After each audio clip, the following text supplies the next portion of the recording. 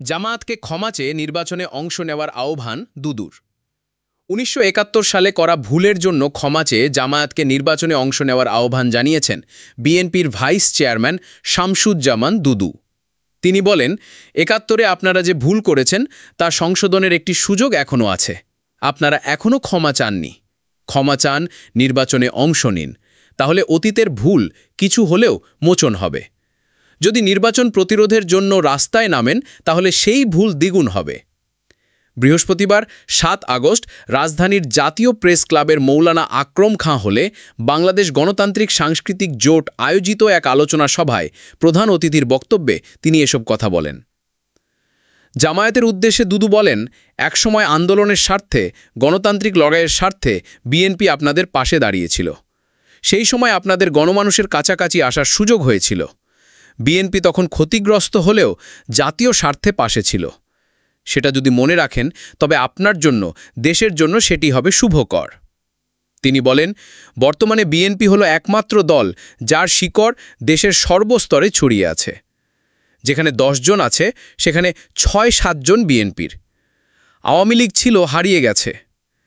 BNP যদি উঠে দাঁড়ায় তাহলে পুলিশ বা মিলিটারি দরকার হবে না, তারা নিজেরাই দেশ রক্ষা করতে পারবে। এটাই বাস্তবতা। তাই বিএনপিকে ঠেকাতে নানা অজুহাত, বিভ্রান্তি, নাটক সামনে আনা হচ্ছে।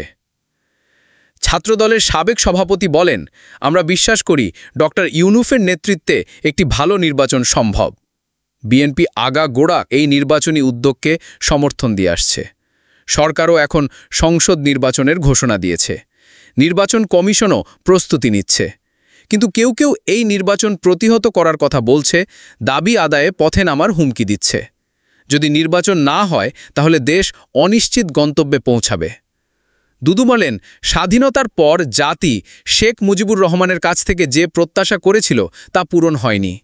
তার শাসন আমলে ৪০,০০০ বিরোধী দলের নেতা নিহত হয়েছিলেন, দুর্ভিক্ষে মানুষ না খেয়ে মারা গেছে।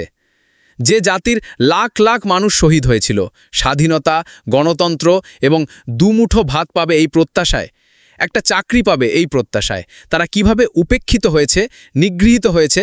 ৭২ থেকে ৭৫ এই সময়টা যারা দেখেনি, শুধু বই পড়ে তারা সবটা জানতে পারবে না।